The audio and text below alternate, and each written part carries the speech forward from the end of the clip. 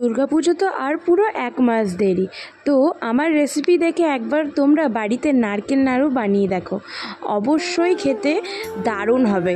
তো চলো রেসিপিটা দেখে নেওয়া যাক কিভাবে আমি এই নারকেল নাড়ুটা বানিয়েছি। যেহেতু আমার বাড়িতেও কিন্তু ভগবতী পুজো, তো পুজোটা কিন্তু একদম দুর্গাপুজোর মতনই। তো যাই হোক, এখানে আমি নারকেল কুড়িয়ে নিয়েছি 4টা নারকেল মতন, আমি আর বাবা মিলে।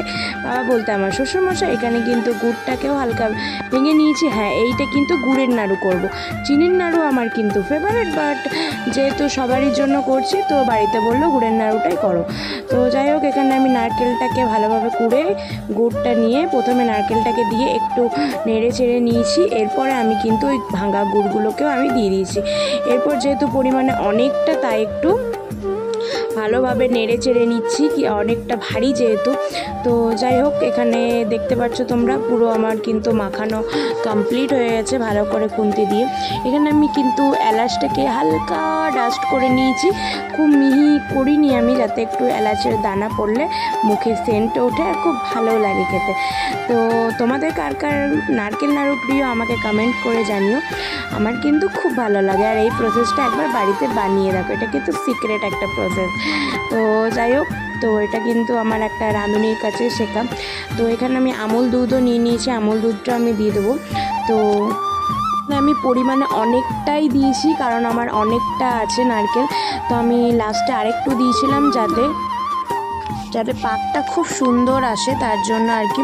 তো আমুল দুধ দেওয়ার এটা একটা সিক্রেট টিপস, তোমরা যারা জানো না এই টিপসটা দেখে নাও, অনেক রেসিপিতে কিন্তু দেওয়া থাকে না।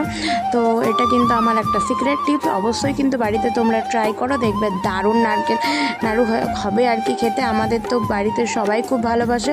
আমার জেঠু, মানে জেঠুর মেয়ে এসেছিলো, মানে আমার দিদি হয় ননদ আর কি, সেও আমি দিলাম খেতে। বলছে পিউ তুমি বানিয়েছো? আমার বাড়ির নাম কিন্তু পিউ।